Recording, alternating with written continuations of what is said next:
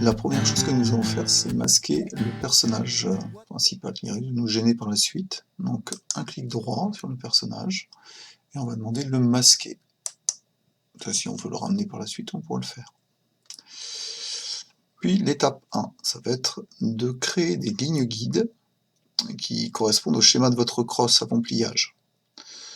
Donc on va pour ça aller dans la palette mesure et cotation, et on va choisir l'outil mètre. Ici, je vais me placer sur l'axe vert et je vais me décaler sur la droite en suivant l'axe rouge de 150 mm. Pour ça, j'écris sur le pavé numérique 150 et je valide avec Entrée. Je vais me rapprocher en tournant la molette. Voilà. Puis, je vais refaire une autre ligne guide, cette fois-ci à 120 mm. Puis deux autres lignes guides, et cette fois-ci horizontale, à partir de l'axe rouge, en suivant l'axe vert, à 50 mm. Et puis, même chose, mais cette fois-ci à 20 mm.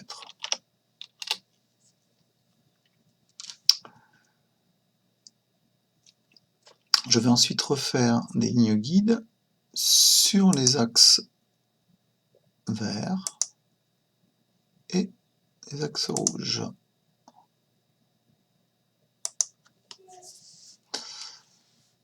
Voilà, ma première étape est réalisée. Je vais passer maintenant à la deuxième étape, avec la création des contours avec l'outil ligne de la palette trait.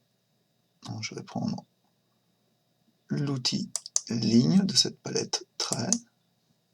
Je vais me rapprocher en utilisant la molette de la souris et je vais venir donc aux différentes intersections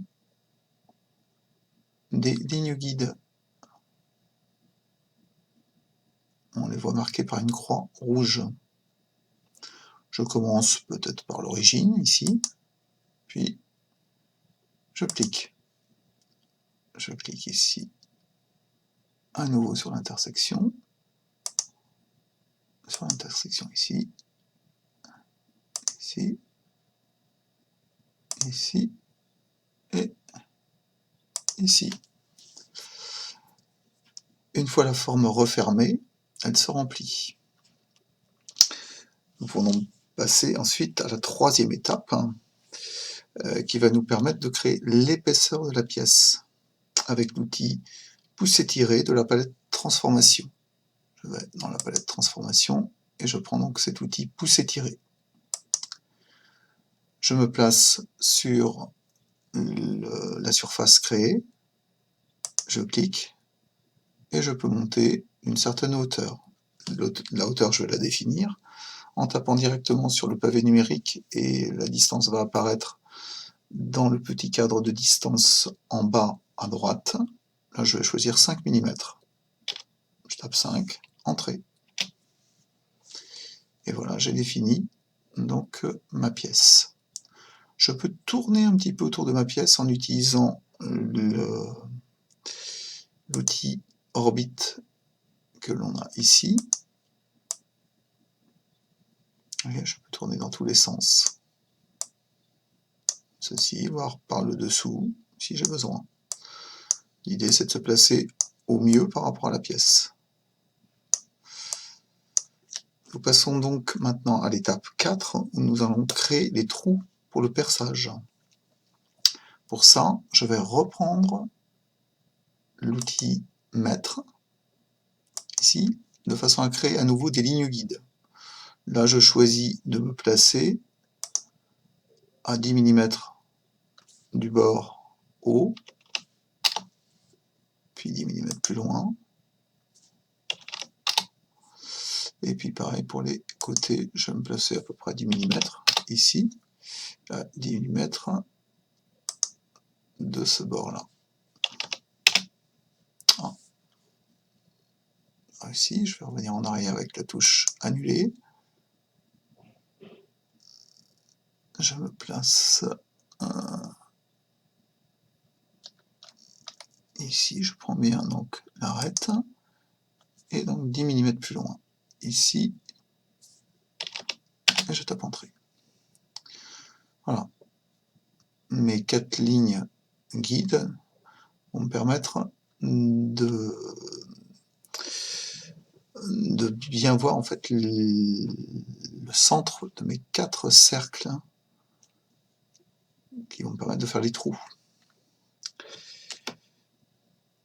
Je vais donc chercher maintenant dans les outils de forme le cercle, et je vais me placer à l'intersection à chaque fois, et décaler, et donner en bas à droite à nouveau le rayon. Je tape 2 sur le pavé numérique, Entrée. Je vais faire de même sur les 3 autres intersections.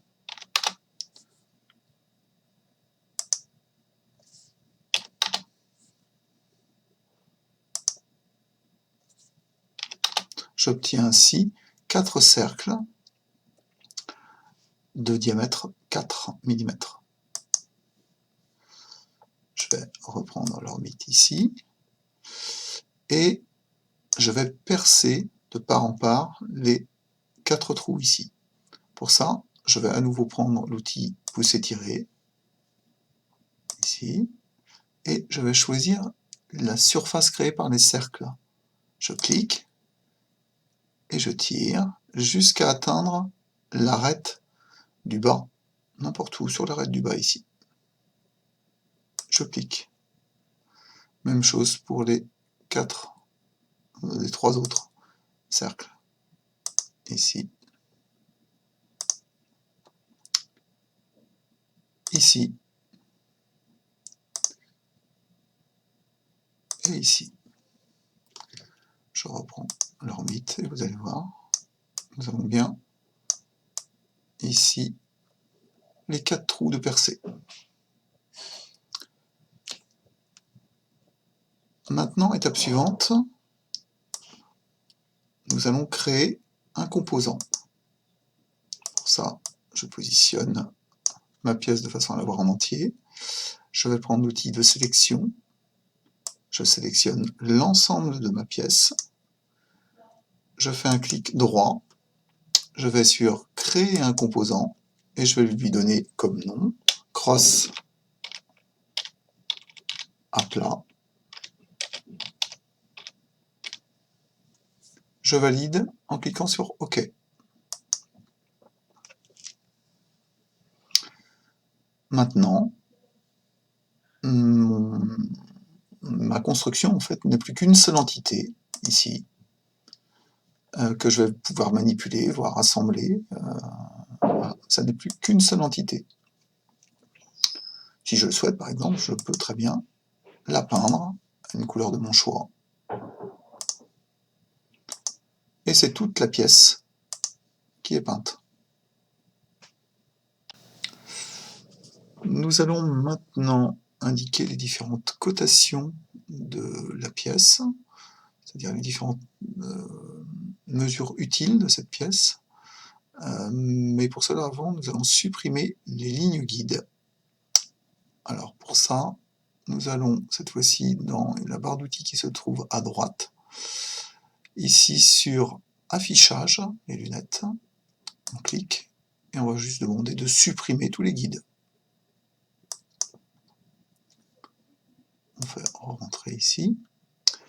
Voilà, donc nous allons pouvoir procéder à la cotation. Pour la cotation, nous allons dans la palette mesure et cotation, et nous allons utiliser l'outil cotation, qui se trouve ici. Voilà, nous prenons les points qui nous intéressent, et nous allons pouvoir coter notre dessin, c'est-à-dire indiquer des dimensions sur ce dessin. Je vous fais quelques exemples, à vous de trouver ceux qui sont pertinents. Pour coter les cercles que nous avons là, ça va être un petit peu différent, puisque nous allons devoir rentrer à l'intérieur du composant. Donc, je fais un clic droit, je fais modifier le composant, et à l'intérieur du composant, je vais prendre à nouveau donc l'outil de cotation, et je clique sur un cercle, et je vois apparaître donc la partie diamètre ici, qui nous permet de coter donc les 4 mm du diamètre de cette pièce. Voilà pour la cotation.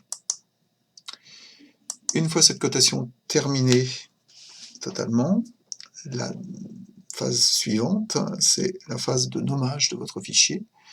Vous cliquez donc dans le cadre du titre, et ici vous allez indiquer le titre de votre pièce, c'est-à-dire vous, si vous êtes de la 3e 1 et vous êtes le binôme A1, vous l'intitulerez comme ça. Ensuite, vous mettez un tiret, puis vous indiquez qu'il s'agit de la crosse à plat. Vous cliquez sur OK,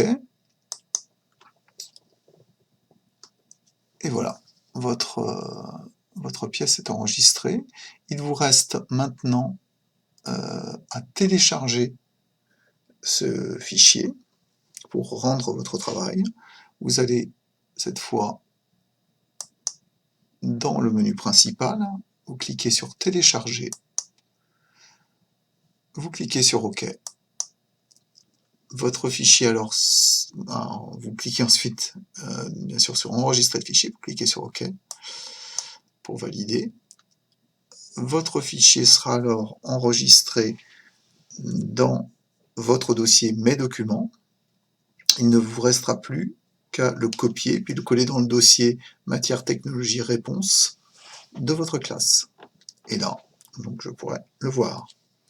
Voilà, c'est fini pour ce premier tuto sur la création de la pièce crosse à plat. What they say to be doing, don't stop the movement, just keep on moving.